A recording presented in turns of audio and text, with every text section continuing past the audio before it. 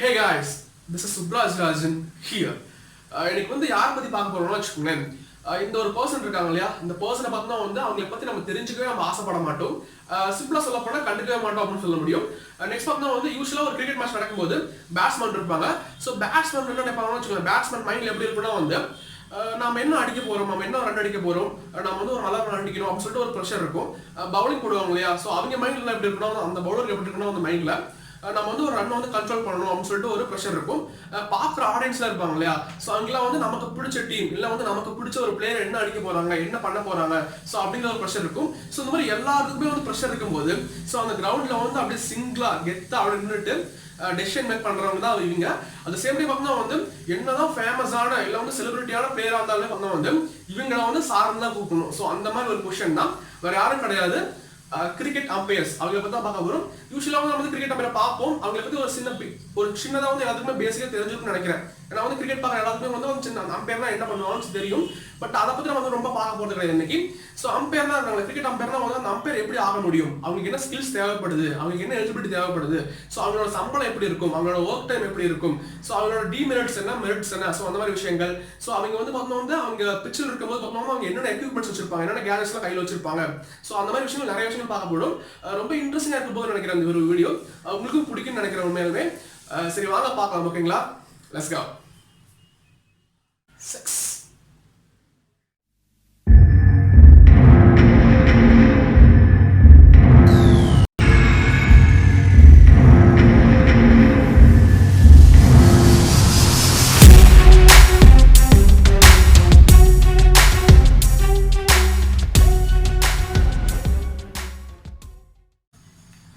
இந்த வீடியோட மெயின் கண்டென்ட்க்கு போறதுக்கு முன்னாடி பார்த்தா வந்து ஒரு பேசிக்கான ஒரு சின்ன விஷயம் பார்த்துடலாம், ஸ்பீடா பார்த்துடலாம், ஓகேங்களா?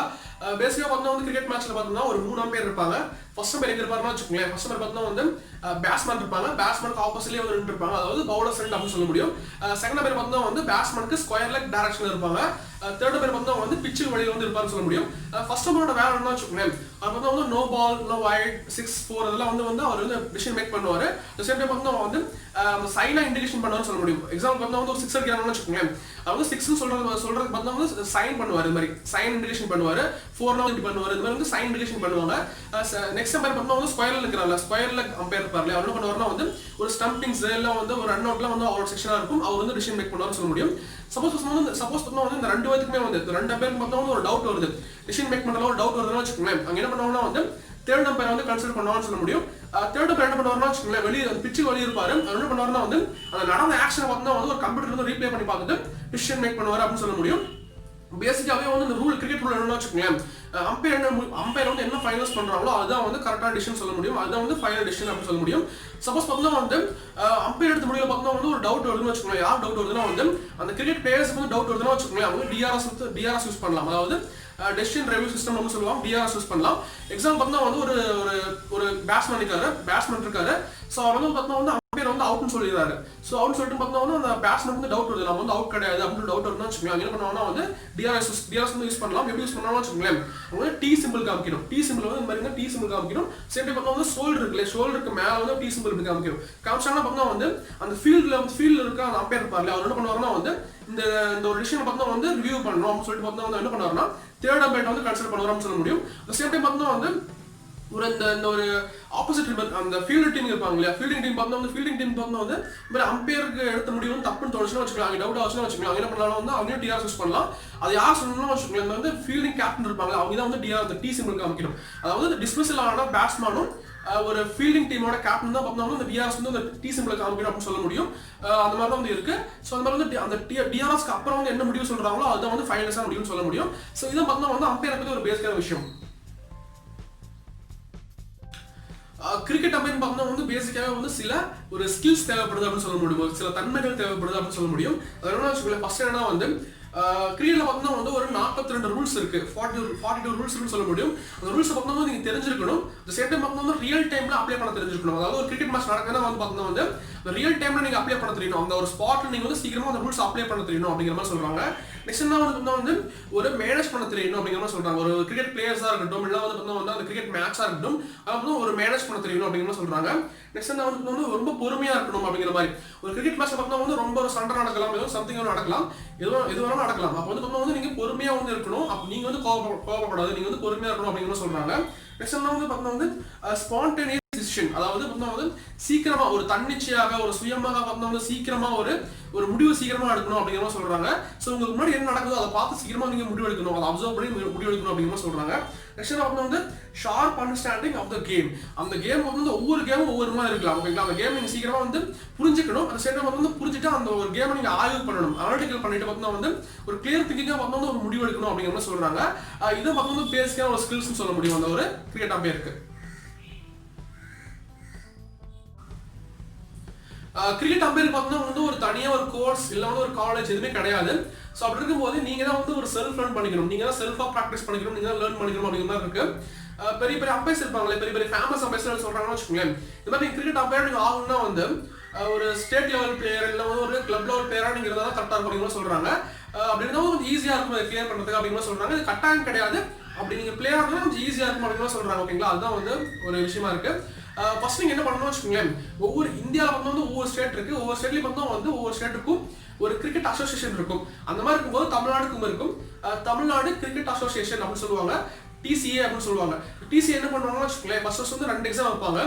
ஒரு ஃபர்ஸ்ட் எக்ஸாம் தியரி எக்ஸாம் இருக்கும், செகண்ட் எக்ஸாம் பிராக்டிகல் எக்ஸாம் இருக்கும். இந்த 2 எக்ஸாம் நீங்க அட்டெண்ட் பண்ணிட்டு பாஸ் பண்ணிட்டீங்கன்னா வச்சுக்கோங்களேன், BCCI அவங்க நடத்துற எக்ஸாம்ஸ்க்கு நீங்க குவாலிஃபை ஆயிட்டீங்கன்னு சொல்ல முடியும். BCCI வச்சுக்கோங்களேன், board of control for cricket in India அப்படின்னு சொல்லுவாங்க. இங்க ஒரு இந்தியாவோட ஒரு கிரிக்கெட் டிபார்ட்மெண்ட் அப்படின்னு சொல்ல முடியும். ஓகேங்களா, ஸோ நீங்க என்ன பண்ணுவாங்கன்னா 2 எக்ஸாம் வைப்பாங்க. 2 எக்ஸாம் நீங்க குவாலிஃபை ஆயிட்டீங்கன்னா வச்சுக்கோங்களேன், நெக்ஸ்ட் பண்ணுவாங்கன்னா BCCI என்ன பண்ணுவாங்கன்னா அவங்களோட ஒரு அம்பையர் பேனல் இருக்கும் இல்லையா, அந்த பேனல் உங்களோட நேம் ஆட் ஆயிரும். ஸோ அந்த ஆட் ஆன் உங்களை இந்தியாவுக்குள்ள நடக்கிற ஒரு ஸ்டேட் லெவல் ஒரு கிரிக்கெட் மேட்சா இருக்கட்டும், இல்லை இந்தியாவுக்குள்ள நடக்கிற நிறைய மேட்சஸ் உங்களை ஒரு அம்பையரா அப்பாயின்மெண்ட் பண்ணணும்னு சொல்ல முடியும்.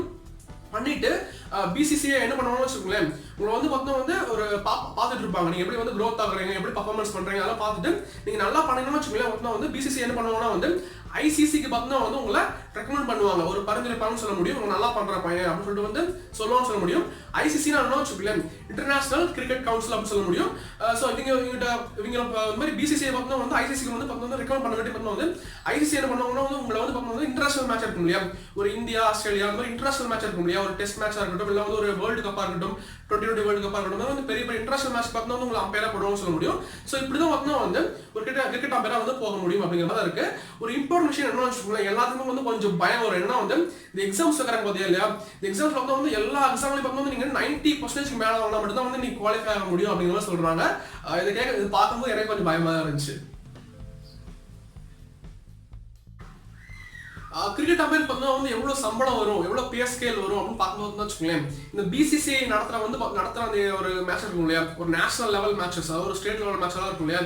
ஸோ அந்த மாதிரி மேட்ச் பார்த்தா ஒவ்வொரு மேட்சுக்கு பார்த்தா 5,000 தருவாங்கன்னு சொல்ல முடியும்.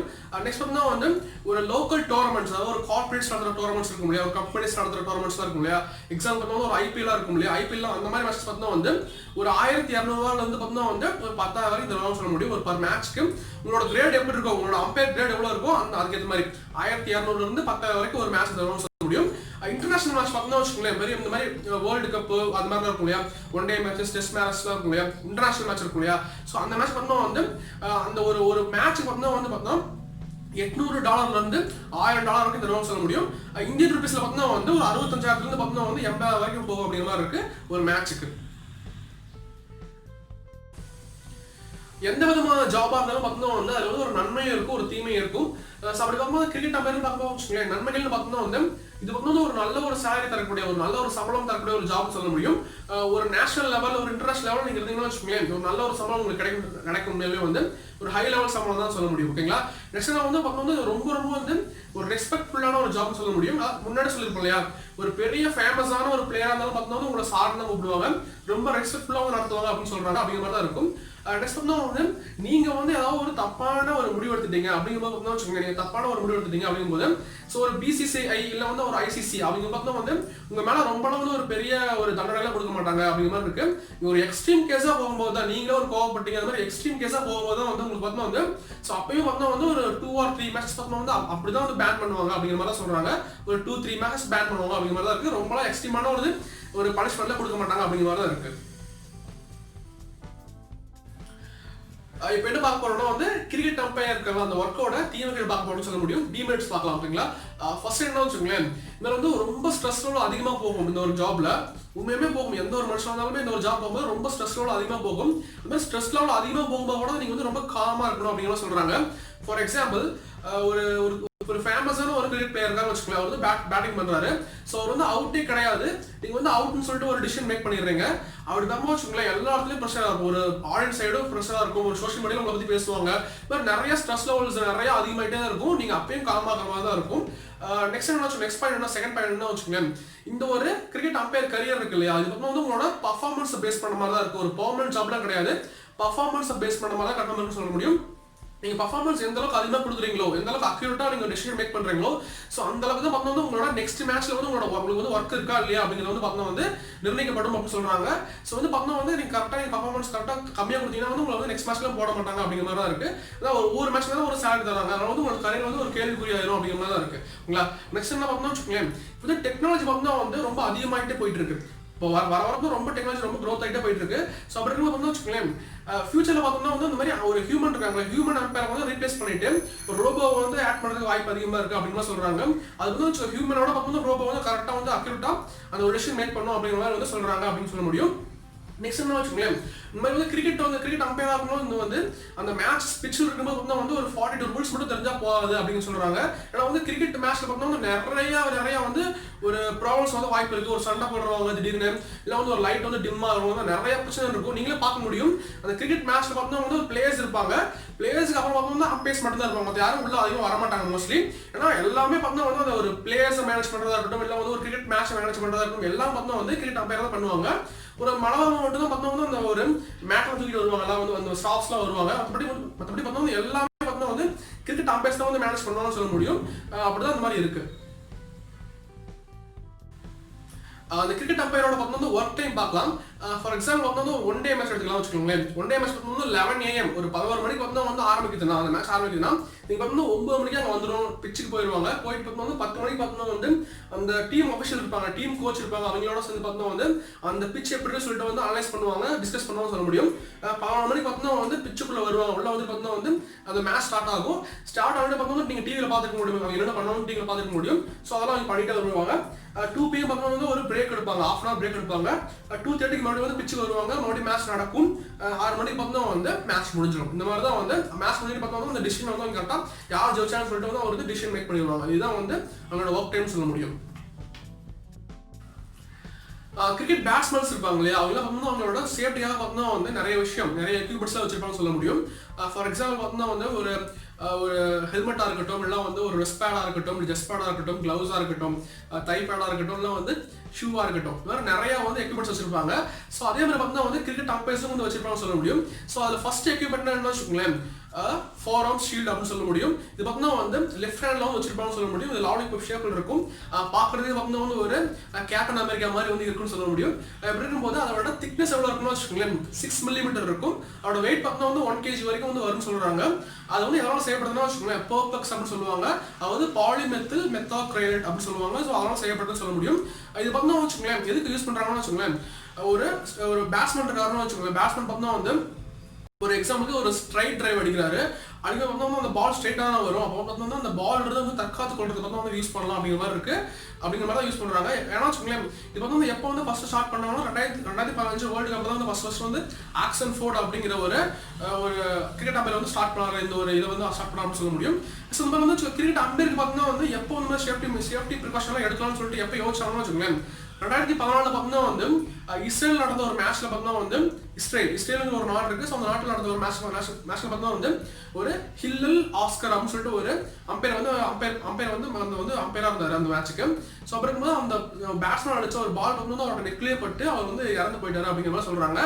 ஸோ அப்புறம் வந்து பார்த்தோம்னா இந்த மாதிரி வந்து கிரிக்கெட் அம்பையருக்கும் பார்த்தோம்னா வந்து ப்ரிகாஷன்லாம் எடுக்கலாம் அப்படிங்கிற மாதிரி வந்து ப்ரிகாஷன் எடுக்கலாம், அதோட எக்யூப்மெண்ட்ஸ்லாம் யூஸ் பண்ணலாம் அப்படிங்கிற மாதிரி வந்து ஒரு கேள்வி எழுந்துச்சு. ஸோ அதையும் வந்து பண்ணாங்கன்னு சொல்ல முடியும்.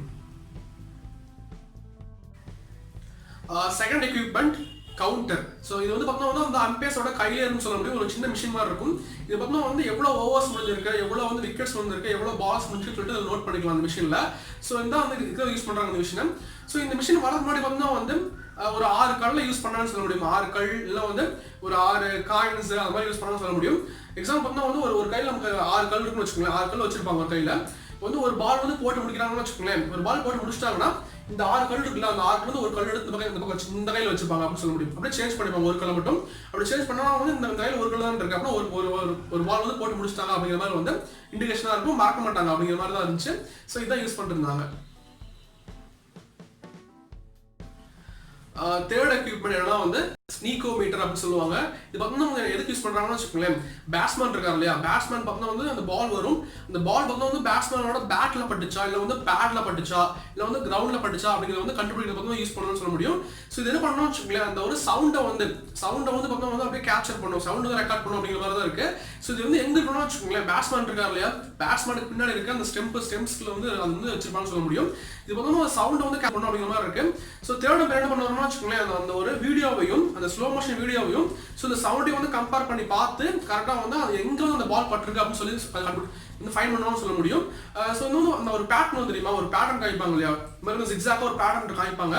இந்த ஸ்னீக்கோமீட்டர்ல அப்படியே காய்ப்பாங்க. அந்த ஒரு சவுண்டோட பேட்டர்ன் இருக்கும் இல்லையா, ஸோ சவுண்டோட பேட்டர்ன் வந்து ரொம்ப ஹையா போயிடுச்சுன்னு வச்சுக்கோங்களேன், ஹை ஸ்பைக் பேட்டர்ன் அப்படின்னு சொல்லுவாங்க.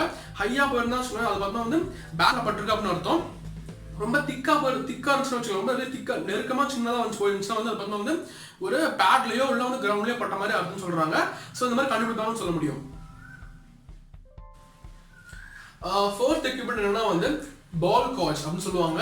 ஸோ இது வந்து எதுக்கு யூஸ் பண்றாங்கன்னு வச்சுக்கோங்களேன், இந்த பால் இருக்கு தெரியுமா, பால் வந்து விளையாடுறதுக்கு வந்து ஏற்றதா இல்லையான்னு சொல்லிட்டு வந்து கண்டுபிடிக்கிறது வந்து யூஸ் பண்ணணும்னு சொல்ல முடியும். ஸோ இது வந்து ரவுண்டா இருக்கும். ஸோ அந்த ரவுண்டா இருக்கும். அந்த பால் எடுத்துட்டு இந்த பால் வந்து ரொம்ப நேரம் விளையாடுறதுன்னு வச்சுக்கோங்க, பால் வந்து உடஞ்சு போயிட வாய்ப்பு இருக்கு, இல்லை வந்து ஒரு பக்கம் வந்து உடஞ்சு அப்படியே தூக்கிட்டு இருக்க வாய்ப்பு இருக்கு. அந்த மாதிரி இருக்கும் இல்லையா. ஸோ அந்த பால் கொண்டு போயிட்டு பார்த்தீங்கன்னா அந்த பால் காட்சியில் ரவுண்டா ஒரு ஷேப் இருக்கும். அந்த ஷேப்ல வந்து உள்ள வந்து போடுவாங்க. ஸோ அந்த பால் பார்த்தீங்கன்னா வந்து அந்த பால் காட்சிக்கு உள்ள போயிட்டு வெளியே வந்துச்சுன்னு வச்சுக்கோங்களேன், அது பார்த்தீங்கன்னா வந்து விளையாட்டுக்கும் தகுந்ததா இருக்கிற மாதிரி அர்த்தம் சொல்றாங்க. ஸோ இப்படிதான் பார்த்தா வந்து யூஸ் பண்ண சொல்ல முடியும். நீங்களே பார்த்துக்க முடியும் நினைக்கிறேன் டிவி எல்லாம். ஸோ அடிக்கடி எடுத்து வந்து இப்படி போட்டு எடுத்து பார்த்துட்டு இருப்பாங்க. ஸோ உள்ள போயிட்டு வெளியே வச்சுட்டா வந்து அதை யூஸ் பண்றதுக்கு தகுதியானது அப்படிங்கிற மாதிரி அர்த்தம். எக்யூப்மெண்ட் 5 லைட்டோமீட்டர். பேசிக்காக பார்த்தீங்கன்னா வந்து ஒரு கிரிக்கெட் மேட்ச் நடக்குதுன்னு வச்சுக்கோங்களேன், லைட் ரொம்ப தேவைப்படும். லைட் சுற்றி வச்சிருப்பாங்க, பெரிய பெரிய லைட்லாம் வச்சிருப்பாங்க. நைட் டைம்ல வந்து கிரிக்கெட் மேட்ச் நடந்துச்சுன்னா வந்து லைட் வந்து ஒரு முக்கிய பங்கு வகிக்கும் விளையாடுறதுக்கு. உண்மையுமே வந்து ஏன்னா வந்து ஒரு கிரிக்கெட்டை வந்து ஒரு பேட்ஸ்மேன் இருப்பார் இல்லையா, ஸோ வந்து பந்தை பார்த்து அடிக்கிறதுக்கும் இல்லை வந்து பந்தை கேட்ச் பிடிக்கிறதுக்கும் எல்லாத்துக்கும் பார்த்தா வந்து லைட் கன்ஃபார்மாக தேவைப்படும். அப்போதான் வந்து பந்தே தெரியும் அப்படிங்கிற மாதிரி தான் இருக்கும். ஸோ அப்படி இருக்கும்போது இந்த லைட்டோமீட்டர் வச்சு பார்த்தா வந்து லைட்டோட இன்டென்சிட்டியை கண்டுபிடிக்க முடியும், எவ்வளோ வந்து இன்டென்சிட்டியா இருக்கு அப்படி கண்டுபிடிக்க முடியும். எல்லாம் கண்டுபிடிப்பாங்கன்னா வச்சுக்கோங்க, என்ன யூனிட்னா வந்து லூமென்ஸ் யூனிட்னு சொல்ல முடியும். ஸோ இது வந்து அந்த ஒரு மிஷினை வச்சு பார்த்தா வந்து நம்ம லைட்டோட இன்டென்சிட்டி கண்டுபிடிச்சோம்னு வச்சுக்கோங்களேன், அது ரொம்ப ஒரு கம்மியாக இருந்துச்சுன்னா பார்த்தா வந்து அந்த மேட்ச் ஸ்டாப் பண்ணிடுவாங்க. ஸோ அப்படிதான் இருக்கும். இந்த லைட் வந்து ரொம்ப முக்கிய பங்கு வகிக்குது இந்த ஒரு மேட்ச்ல. Equipment number 6 walkie talkie. இது பார்த்தீங்கன்னா வந்து அந்த ஆன் ஃபீல்டு அம்பையர்ஸ் இருப்பாங்க இல்லையா, அதாவது அந்த பிச்சுக்குள்ள அம்பையர்ஸ் இருப்பாங்க இல்லையா, ஸோ இது பார்த்தீங்கன்னா வந்து தேர்ட் அம்பையரை வந்து கம்யூனிகேட் பண்ணுறதுக்கு வந்து யூஸ் பண்ணணும்னு சொல்ல முடியும். ஃபார் எக்ஸாம்பிள் பார்த்தீங்கன்னா வந்து பேட்ஸ்மேன் வந்து ஒரு 4 அடிக்கிறாங்க 6 அடிக்கிறாங்க பார்த்தீங்கன்னா பவுண்டரி அடிக்கிறாங்க பேசிக்காவே. அது வந்து அந்த ஒரு டவுட்டாக தெரியுமா, ஒரு 4 or 6 டவுட்டாக இருக்கும். அதாவது அந்த பந்து போயிட்டு பார்த்து அந்த ஒரு பவுண்டரி லைன் இருக்கும் இல்லையா, அது ஜஸ்ட்லேயே போயிட்டு வந்து கீழே விழுகும். அப்படி பார்த்தீங்கன்னா வந்து அது பார்த்தோன்னா ஒரு 6 or 4 கண்ணில் பார்க்க முடியாது. அப்போ பார்த்தா வந்து ஒரு ஆன் ஃபீல்டு அம்பையர் இருப்பார்ல, அவர் வந்து ஒரு கம்யூனிகேட் பண்ணுவார், இந்த மாதிரி வந்து 6 or 4 பாஸ் சொல்லுங்க அப்படின்னு சொல்லி கம்யூனிகேட் பண்ணுவார். ஸோ வந்து தேர்ட் அம்பையர் வந்து அதை வந்து ஒரு ரீப்ளே பண்ணிட்டு பார்ப்பாரு, ரீப்ளே பண்ணிட்டு அப்படியே ஸ்லோ மோஷன்ல பார்ப்பாரு. அப்புறம் வந்து நெக்ஸ்ட் பார்த்தா வந்து ஒரு கேட்ச் இருக்கும், கேட்ச் வந்து ஒரு டவுட்ஃபுல்லான கேட்சா இருக்கும், அதாவது ஒரு கீழே பட்டிருக்கா இல்லை அவர் கையில பட்டிருக்கா அப்படின்னு தெரியாது, ரொம்ப ஜஸ்ட்லேயே வந்து பிடிச்சிருப்பாங்க. ஸோ அந்த மாதிரி கேட்சஸ்லாம் அந்த மாதிரி வந்து ஒரு சூழ்நிலை பார்த்தோம்னா வந்து இந்த வாக்கில யூஸ் பண்ணுவாங்க அப்படிங்கிற மாதிரி தான் இருக்கு. நான் முன்னாடி சொன்ன மாதிரி பார்த்தோம்னா வந்து எந்த ஒரு கிரிக்கெட் மேட்சாக இருக்கட்டும் அதில் பார்த்தா வந்து நம்ம யாரை ஃபோக்கஸ் பண்ணுவோம், அந்த கிரிக்கெட் பிளேயர்ஸ் தான் ஃபோக்கஸ் பண்ணுவோம். அதாவது ஒரு யார் பேட்டிங் பண்றாங்க, யார் வந்து பவுலிங் பண்றாங்க, அவங்களே நம்ம ஃபோக்கஸ் பண்ணிட்டு இருப்போம். நம்ம வந்து நடுவில் நிற்பார் இல்லையா, அந்த அம்பையர் நிற்பார் இல்லையா, அவர் ஃபோக்கஸே பண்ண மாட்டோம். ஒரு எக்ஸாம்பிள் வந்து வச்சுக்கோங்களேன், ஒரு பிளேயர் வந்து அவுட் ஆயிட்டாருன்னு வச்சுக்கோங்களேன், ஒரு பேட்ஸ்மேன் அவுட் ஆயிட்டாரு. அப்போ வந்து நம்ம வந்து அவர் வந்து அம்பையர் என்ன பண்ணுவாரு, அவுட்னு சிக்னல் காமிப்பார் இல்லையா, அப்போ என்ன பண்ணணும்னு வச்சுக்கோங்க, அந்த ஒரு செகண்ட் பார்த்தோம்னா நம்ம மைண்ட்ல எப்படி ஃபிக்ஸ் ஆகும்னா யார் வந்து எந்த பேட்ஸ்மேன் அவுட் ஆயிட்டாங்க இல்லை எந்த பவுலர் வந்து அவுட் பண்ணிட்டாங்க அப்படிதான் வந்து ஃபிக்ஸ் ஆகும். இன்னும் கொஞ்சம் எக்ஸ்ட்ரீவா பண்ணணும்னு வச்சுக்கோங்களேன், மோஸ்ட்லி பார்த்தா வந்து எப்படின்னா அந்த அம்பையர் வந்து அப்படி கை காமிப்பார் இல்லையா, ஸோ அப்படி கை காமிக்கும் அந்த கையை மட்டும் தான் பார்ப்போம். அடுத்த நிமிஷம் பார்க்கணும் அவுட் ஆகிட்டாரு அப்படின்னு சொல்லிட்டு நம்ம வந்து அந்த பேட்ஸ்மேன் மேலே தான் பார்த்தோம் வந்து எல்லாம் பவுலர் மேலே தான் பார்த்தோம் வந்து ஃபோக்கஸ் போயிட்டு இருக்கும். ஸோ அந்த அம்பையரோட ஃபேஸை நம்ம மோஸ்ட்லி எல்லாம் பார்க்க மாட்டோம், பேரையும் எல்லாம் பார்க்க மாட்டோம், அப்படிதான் இருக்கும்.